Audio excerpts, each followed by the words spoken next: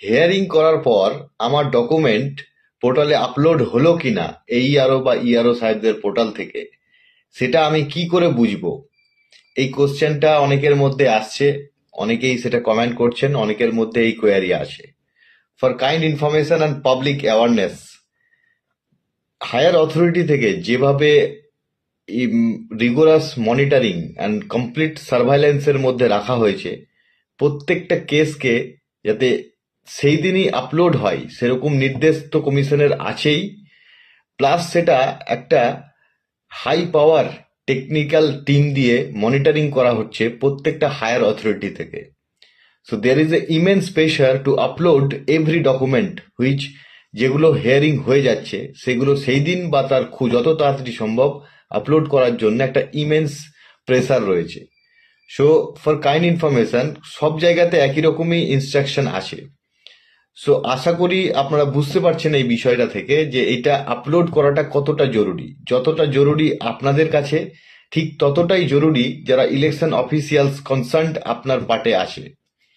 So it's a মানে win win game. এখানে কেউ না জনগণ থেমে আছে, না অফিসিয়ালসরা থেমে আছে। We both are in same umbrella, আমরা একই আমব্রেলায় আছি। সো এই ভিডিওটা আশা করি অনেকের যারা ইন্টেলেকচুয়াল মাইন্ড আছেন, যারা বুঝতে চাইছেন বিষয়গুলোকে সঠিকভাবে এবং সঠিক পথে, তারা বুঝতে পারবেন যে এটার মিনিং কি, যেটা বলতে চাইলাম যে election always is a mission mode programme. আর এইটা একটা ইলেকশন ইয়ার চলছে, যার জন্য এসআইআর একটা অবশ্যই ইম্পর্টেন্ট ব্যাপার হয়ে দাঁড়াচ্ছে এবং একটা টাইম বাউন্ড ব্যাপার হয়ে দাঁড়াচ্ছে।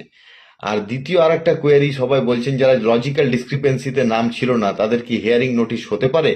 এই বিষয়ে কোনো ইনস্ট্রাকশন নেই, আমাদের অ্যাপে নতুন কিছু আপাতত আসেও নি। আর দ্বিতীয় বিষয়, খুব তাড়াতাড়ি হিয়ারিং পর্ব শেষ করার নির্দেশ রয়েছে। 2 তারিখ বা যত তাড়াতাড়ি ফেব্রুয়ারির মধ্যে 2 তারিখ একটা আমাদের হায়ার অথরিটি বললো আমাদের এসিতে।